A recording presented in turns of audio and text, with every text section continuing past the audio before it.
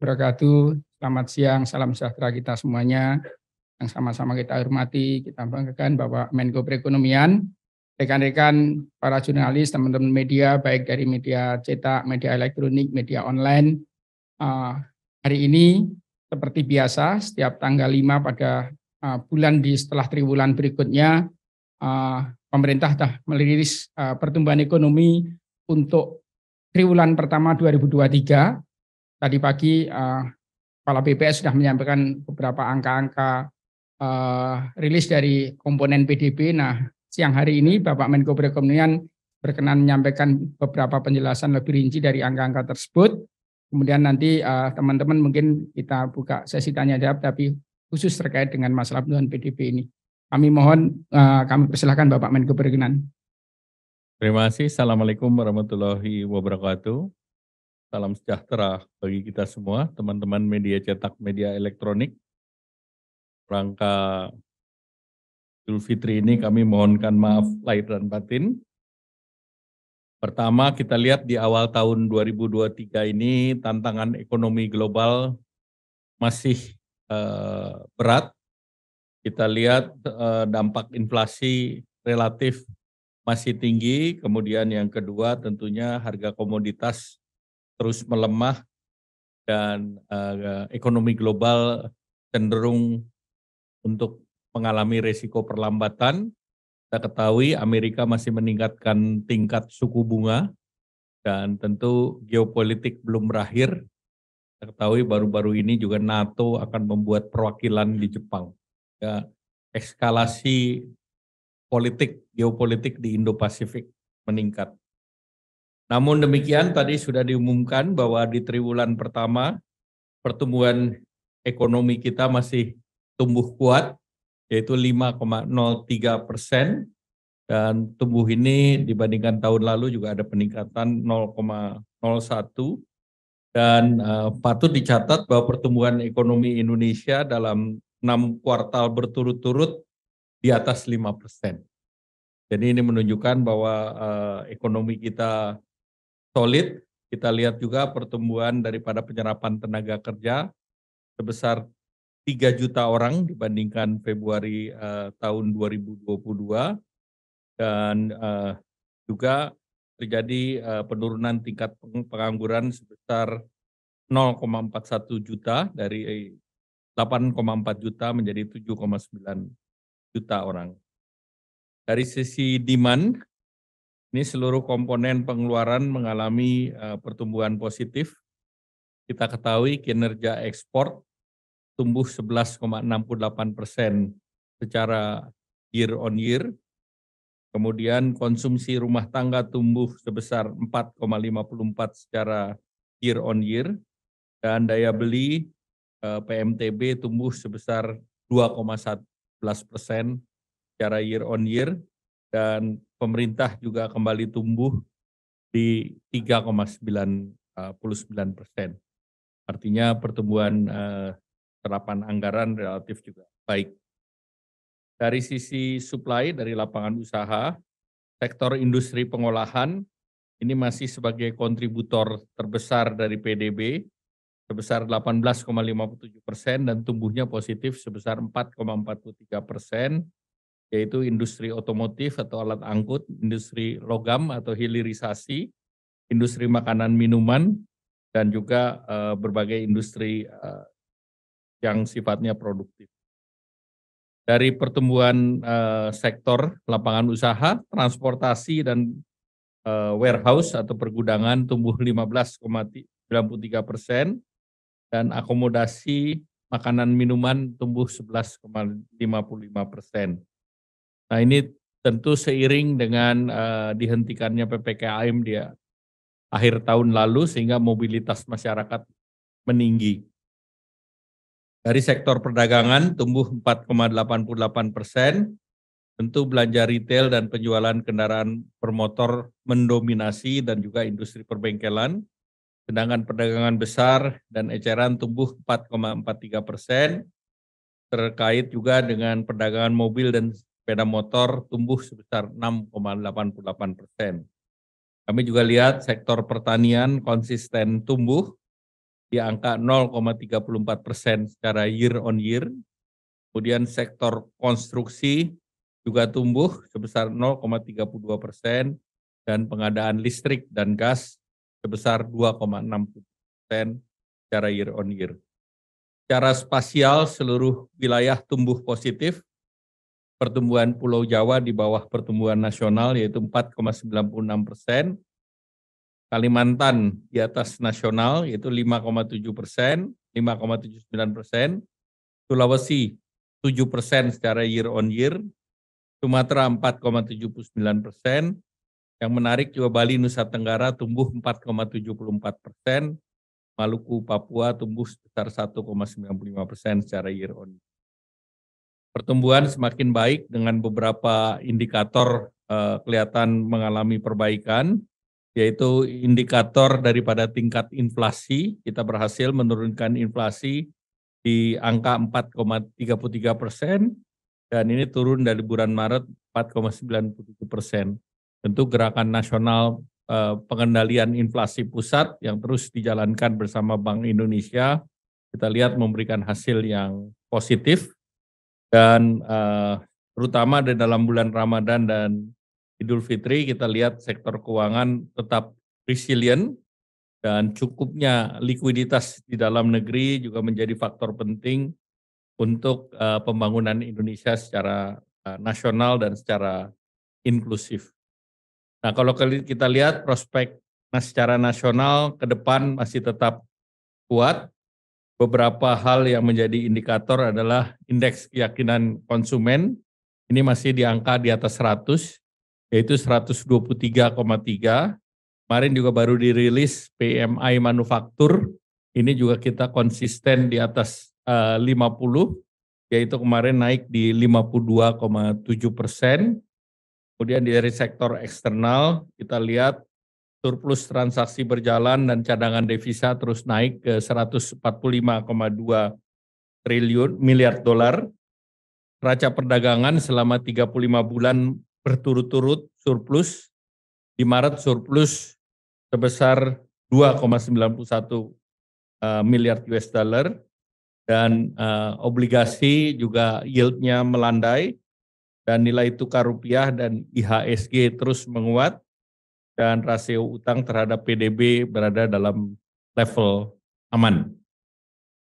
Nah, dengan catatan tersebut dan sinergi serta seluruh stakeholder, kita berharap target pembangunan kita pertumbuhan di akhir tahun, di tahun politik ini bisa mencapai 5,3% dan kami optimis bahwa pertumbuhan ini bisa terus dijaga di tahun 2023 dan tentunya menjadi momentum di tahun 2024. Demikian yang ingin saya sampaikan.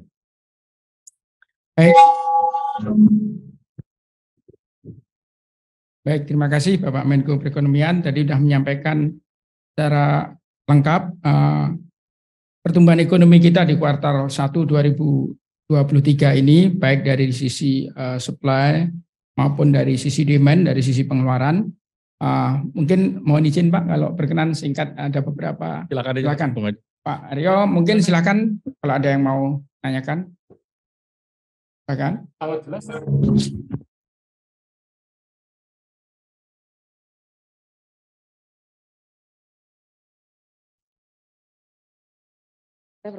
Oke. Iya Pak, saya Agnes Pak dari Harian Kompas. Mau bertanya aja, ini meskipun pertumbuhan ekonomi sudah tumbuh positif, tapi kalau kita lihat beberapa indikator kunci itu menunjukkan ekonomi belum kembali pulih lagi ke level normal sebelum pandemi ya. Misalnya TPT yang masih di atas level Februari 2020, lalu juga konsumsi rumah tangga yang belum yang masih di bawah 5% gitu. Nah ini kalau dari pandangan pemerintah kira-kira seperti apa gitu Pak prospek pemulihan ekonomi ke depan, khususnya dari segi target dan juga mungkin capaian ke depan, kapan kira-kira kita akan kembali ke level normal sebelum pandemi? Apakah memungkinkan di tahun ini itu tercapai? Karena tahun lalu kan katanya, oh iya ekonomi akan kembali normal di tahun 2023 gitu. Nah itu kira-kira ke depan akan seperti apa? Itu aja Pak, makasih. Ya, pertama pertumbuhan ekonomi kita 5,3% itu kan salah satu yang tertinggi atau nomor 2 di antara G20. Jadi di tengah dunia yang pertumbuhannya melambat, yang lain belum recover. Nah, kita sudah recover duluan. Dan pertumbuhan di kuartal pertama 5,1% ini tentunya merupakan akibat dari reform struktural yang didorong, sehingga tentu salah satu faktor pendukungnya selain rumah tangga tentu dari investasi. Nah, tentu kita berharap ekonomi berbasis konsumsi masyarakat ini pulih, tetapi kita tahu 3 tahun COVID itu belum seluruh sektor pulih, dan kita tentu berharap bahwa scar atau luka yang dalam akibat COVID memang secara agregat kita bisa tumbuh baik, lebih tinggi dari yang lain, namun masih banyak sektor-sektor yang perlu di-recover lebih cepat, termasuk transportasi dan akomodasi, termasuk juga kalau di sektor transportasi tingginya daripada biaya tiket, walaupun masih di bawah harga yang ditetapkan oleh kementerian terkait. Nah, oleh karena itu pemerintah terus mendorong, karena salah satu faktor yang menjadi penunjang inflasi itu masih di sektor transportasi. Nah, pemerintah sedang melihat beberapa langkah, termasuk melihat ketersediaan daripada supply untuk aftur di industri penerbangan. Walaupun kenaikan kemarin lebih didorong oleh kegiatan dari segi demand side. Banyaknya yang mudik, tentu ada kesempatan bagi penerbangan untuk menerapkan tarif di atas, mendekati batas atas. Ada lagi? Ya. Selamat siang Pak Menko, saya Trian Pak dari IDN Pak. Pak mau tanya dengan share dari distribusi PB menurut lapangan usaha, kan ada 3 sektor Pak yang masih rendah ya Pak, yaitu pertanian, konstruksi, dan real estate Pak. Itu tumbuhnya bahkan di bawah 0,5% Pak. Nah itu sebenarnya faktornya apa sih Pak? Apakah memang dari real estate sendiri ini ada faktor dari mungkin harga KPR yang mahal atau seperti apa sih Pak? Atau memang butuh insentif tambahan Pak untuk ketiga sektor ini biar semakin cepat pulih Pak, khususnya real estate Pak? Terima kasih. Ya, kemarin kan kita sudah memberikan fasilitas PPN yang ditanggung pemerintah untuk harga perumahan tertentu. Namun yang kami lihat bahwa supply itu juga masih terbatas, karena regulasi disiapkan untuk bangunan yang sudah selesai.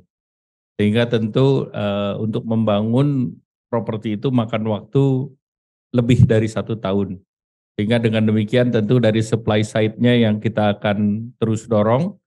Karena kalau kita lihat ketersediaan perumahan untuk masyarakat yang kita berikan juga bantuan, ini terjadi backlog supply side-nya. Jadi ya tentu kita akan terus jaga agar demand properti ini bisa meningkat seiring dengan peningkatan daya beli masyarakat.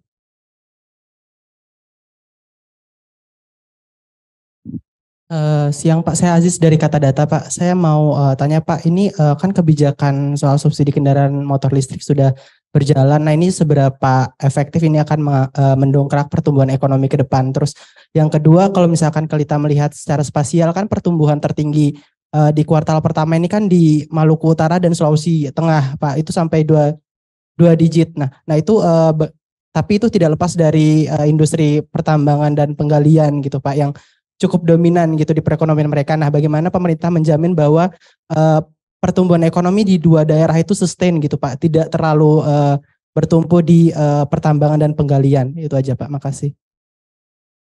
Ya, tentu kalau kita lihat khusus untuk gali dan tambang itu di Sulawesi itu akibat hilirisasi.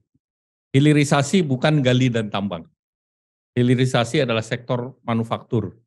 Hilirisasi adalah nilai tambah.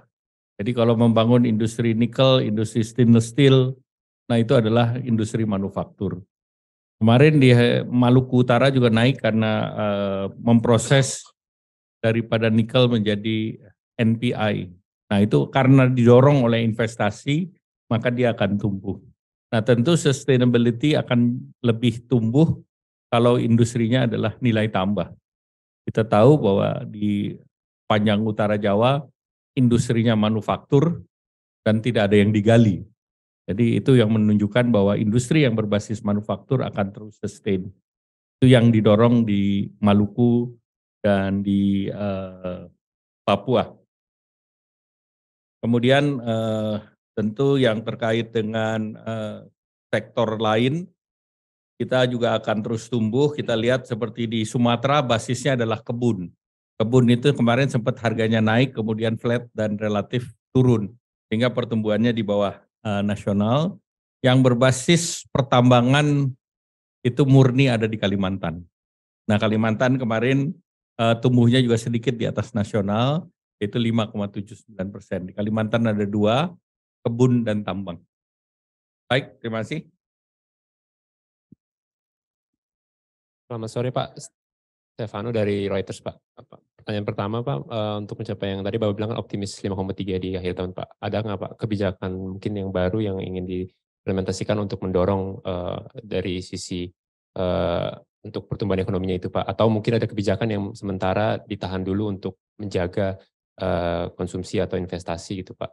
Kemudian yang terakhir Pak, tadi Bapak bilang sempat lagi mau pemerintah lagi review untuk supply after ya Pak, untuk menjaga harga transportasi. Boleh dijelasin nggak Pak? Itu maksudnya seperti apa? Terima kasih. Yang pertama, pemerintah terus mendorong agar sektor transportasi ini harganya nggak ketinggian. Nah, salah satu kan kemarin naik karena demand side, sehingga harga tiket dipepet ke tarif batas atas. Nah, tentu dengan demand daripada mudik sudah turun, kita berharap ini akan normal kembali.